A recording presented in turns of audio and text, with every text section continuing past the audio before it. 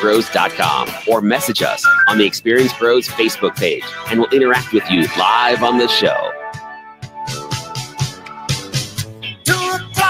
Hello, friends, and welcome back to the Experience Bros radio show. Sitting in for the, not vacationing, but actually, she says she's working right. on a cruise ship. I offered to go along. I know, carry right? bags, whatever was needed. Angel is on the cruise and speaking to business women out there at the Women Making Waves event. And sitting in is Cher Ashland. Cher works in our office. Thank you so much for being willing to come and join us here. Thank you very much. Absolutely.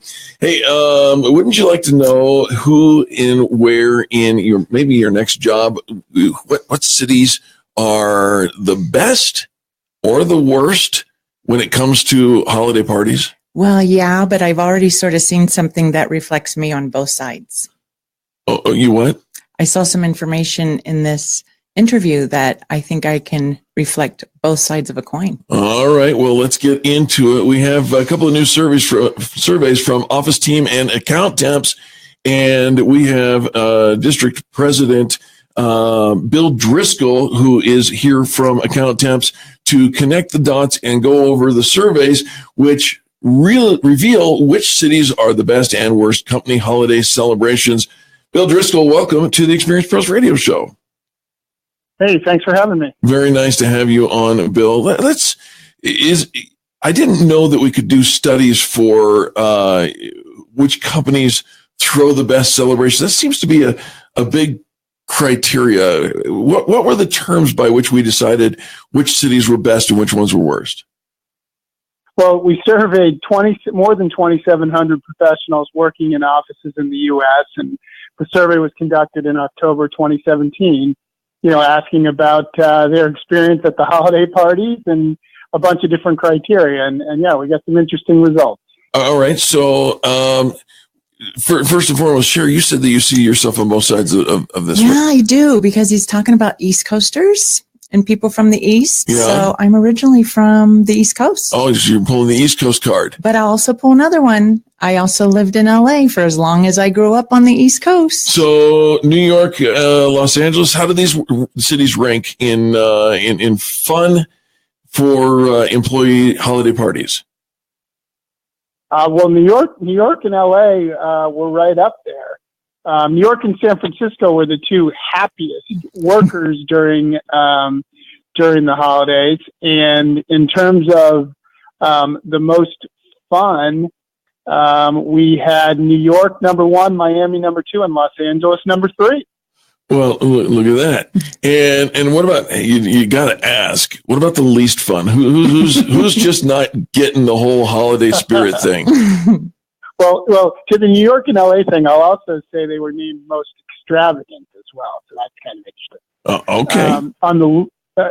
On the least fun, unfortunately, I'll go a bottom 3 was St. Louis, Detroit, and Dallas. St. Louis, Detroit, and Dallas. St. Louis doesn't surprise me. Detroit doesn't surprise me. Dallas surprises me because I would think that they're kind of a happening city. Right, all the time. Right? All the time. Mm-hmm. All right, Bill. So then help us and help our listeners, because as we get ready to gear up for the holiday season, there are certain people who are looking fondly at lampshades. Help our employees with some tips on how to behave at a social party and not be the talk of the party tomorrow. Yeah, no, absolutely. And I think, all of these results that we were just talking about came from our office team division. And I think a couple of points would be, to mix and mingle, socialize with coworkers that are outside of your usual circle. It's a chance to meet some new people that you might not socialize with that much. I think curb shop talk, it's an opportunity to be more social and not just kind of talk work. People are trying, it's an opportunity to kind of show yourself in a social light, but at the same time, limit libations, right? Whoa, Bill, limit libations. Does he know who he's talking to? Limit to what? Well, let's put it this way.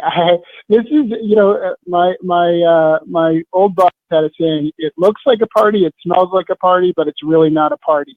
Right. It's a great opportunity to socialize, but certainly this is a place where, you definitely do not want to, have the most to drink at the party. We are speaking with Accountemps District President Bill Driscoll. A couple of surveys that came out about who has the most fun, who has the least amount of fun, and what we should do as we look down the barrel of having holiday parties. Let's jump the other side of the fence and talk about employers for just a minute.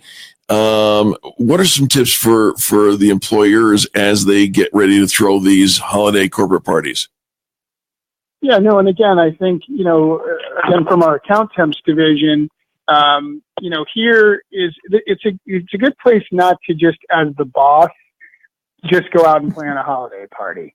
I think asking for input, surveying your staff and seeing how people want to celebrate, getting feedback on the venue, food, timing an event will get things off to a good start and hopefully build attendance. Build a buzz, get the word out early. People are so busy today that, if you can allow people to plan ahead, that makes a big difference. So get creative. But before we jump to the beyond build a buzz, you're talking about the buzz like the social communication, right? The anticipation of the event, right? Yes, I didn't mean for Accountemps to contradict office team there. I have a snifter of brandy in my office, and it's very easy to build a buzz. Yes.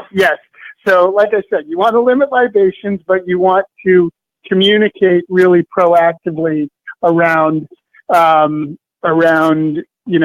planning, so people can make choices and be able to be there. I got you. And then you were talking about getting creative, Bill. Didn't mean to cut you off.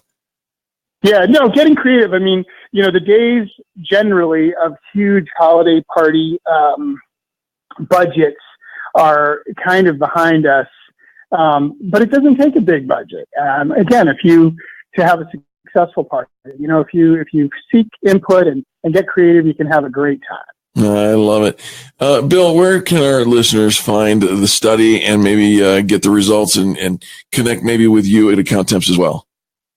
Yep, at accountemps.com, you can find the results of our Accountemps survey, which also looks at kind of the happiest and most stressed workers in cities during the holiday. Or you can go to officeteam.com and delve into a little bit more of some of these party-related items that we talked about. Well, I love it. It sounds like you guys are having fun. Bill, you're district president. Are you going to be throwing a party this year? I'll be attending several throughout. I cover a larger geography, so there's quite a few parties, and again, they're in December, but they're already planned and they're on people's calendars. So I look forward to a good time. I love it. We haven't got ours planned yet, but Cher? Yeah, I know. Can you handle that? I can, but look at the list for the least extravagant. Denver's in there. Denver for least extravagant? Do they not know Angel? Come Bill, on. thanks for the call, Bill. We appreciate you. Have a great rest of the day. Thanks, Bill. Hey, guys. Thanks for having me. All right. This is the home of the most positive business talk show in America, which means we're having more fun than we probably should.